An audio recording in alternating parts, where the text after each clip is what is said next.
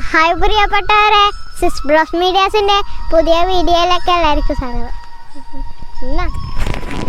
Hi, നമ്മളിന്ന് വെച്ചാൽ ഓണത്തിന് പണ്ട് കാലത്തെല്ലാം നമ്മളൊരു കുട്ടിക്കാലത്തെല്ലാം അല്ല ശിംഷേ, പിന്നെ പൂക്കളെല്ലാം നമ്മളിങ്ങനെ നാട്ടിലെല്ലാം പോയി പറിച്ചിട്ടാണ് പൂവെല്ലാം ഇടാറ്. അപ്പോൾ അതൊന്ന് റീക്രിയേറ്റ് ചെയ്യാൻ വേണ്ടിയിട്ട്, ശരിക്കും പറഞ്ഞാൽ എൻ്റെ ഒരു കുട്ടിക്കാലം റീക്രിയേറ്റ് ചെയ്യാൻ വേണ്ടിയുള്ളൊരു ശ്രമത്തിലാണുള്ളത്. ഇതൊരു ഓർമ്മ പുതുക്കലും കൂടിയാണ്. ഷിംഷ അന്നേ മുന്നേ ഒരു ദിവസം പറഞ്ഞായിരുന്നു നമുക്ക് ഇവരെ പെറ്റിക്കോട്ടിലിട്ടിട്ട് ഒരു വീഡിയോ എടുക്കാമെന്ന്. ആർച്ചേൻ്റെയും അർജുൻ്റെയും അമ്മയാണ് ഷിംഷ, നമ്മളെ കുടുംബക്കാരിയും കൂടിയാണ്. അപ്പോൾ ബാക്കി വിശേഷങ്ങൾ വീഡിയോയിലൂടെ കാണാം. ഓക്കെ,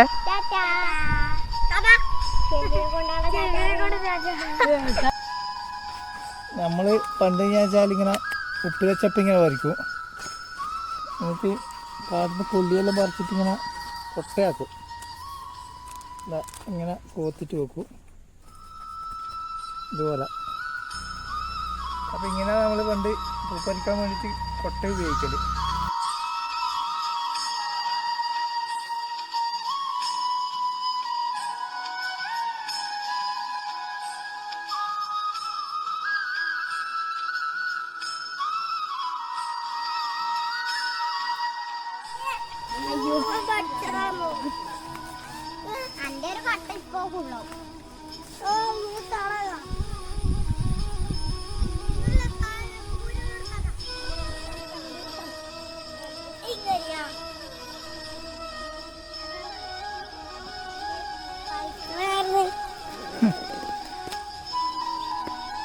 നമ്മളന്നേരം സ്കൂളും വിട്ടിട്ട് ഇങ്ങനെ പരിക്കും. അന്നേരം പരീക്ഷ ടൈം ആയിരിക്കും. പരീക്ഷ കഴിഞ്ഞാലും അപ്പാടെ തന്നെ വരും. പിറ്റേന്നത്തെ പരീക്ഷയ്ക്ക് പഠിക്കാൻ വേണ്ടിയിട്ടുള്ള അതിനെക്കാട്ടും തിരക്ക് ഇതുപോലെ പൂപ്പറിക്കാനാണ് ഉണ്ടാവുക.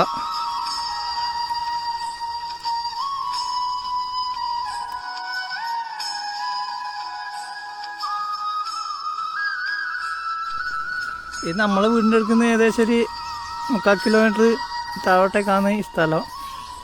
മൊത്തം റബ്ബർ മരങ്ങളാണ്. പിന്നെ അതാ കാണുന്ന നീല ഷെഡ് കാണുന്ന ക്രഷറാണ്.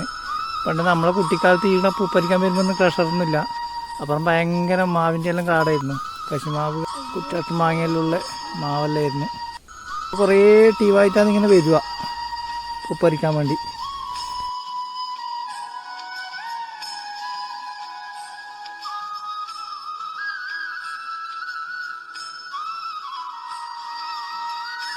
നമ്മളിതിന് വെള്ളിയിലാണെന്നറിയും.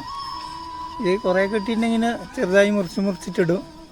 അല്ലെങ്കിൽ ഇങ്ങനെ ചപ്പനെ സൈഡിലല്ലോ ലാസ്റ്റ് ഒരു വരി ഇങ്ങനെ വെക്കും, വട്ടത്തിൽ വെക്കുന്നതിൻ്റെ.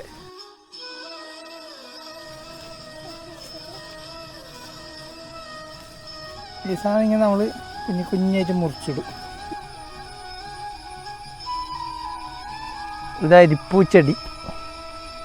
അന്നേരം ഒരുപാട് നല്ലടിക്ക് ഇതുപോലത്തെ അരിപ്പിൻ്റെ കാടനുണ്ടായിരുന്നു. ഇപ്പോൾ ഇവിടെ അങ്ങനെ ഒരുപാടൊന്നും കാണുന്നില്ല.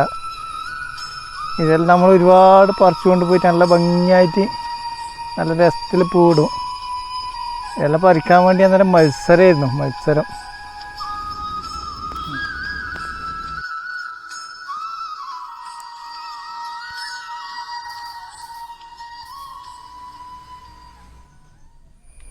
ഈ പൂക്കളെല്ലാം നമ്മളെ കുട്ടിക്കാലത്തെ ഓണത്തിൻ്റെ ഓർമ്മേൻ്റെ ഭാഗമാണ്.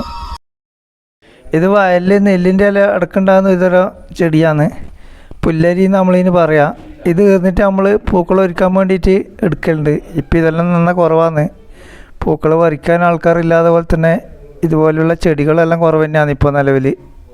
പിന്നെ ഇതുപോലെ ചെടീൻ്റെ ഇലയെല്ലാം പറിച്ചിട്ട് നമ്മൾ മുറിച്ചിട്ട് പൂക്കളം ഒരുക്കാൻ വേണ്ടിയിട്ട് എടുക്കലുണ്ട് അന്നേരം.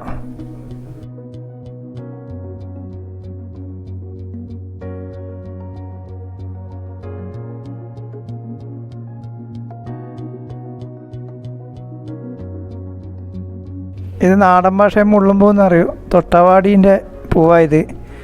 ചെറുപ്പത്തിൽ ഞാൻ ഇത് പറിക്കും, കുഞ്ഞേച്ചി ഇത് പറിക്കുകയില്ല. കാരണം വെച്ചാൽ മുള്ള് പറിക്കുന്നതുകൊണ്ട് പിന്നെ എനിക്കിത് വേഗം പറിക്കാനും പറ്റലുണ്ട്. അത് ഞാൻ ഇത് പറിക്കുമ്പോൾ കുഞ്ഞേച്ചി വേറെ ഏതെല്ലോ പൂ പറിക്കുകയ്യ. രാജാട്ടിൻ്റെ ക്ഷയിച്ചാലും വീടുണ്ട്.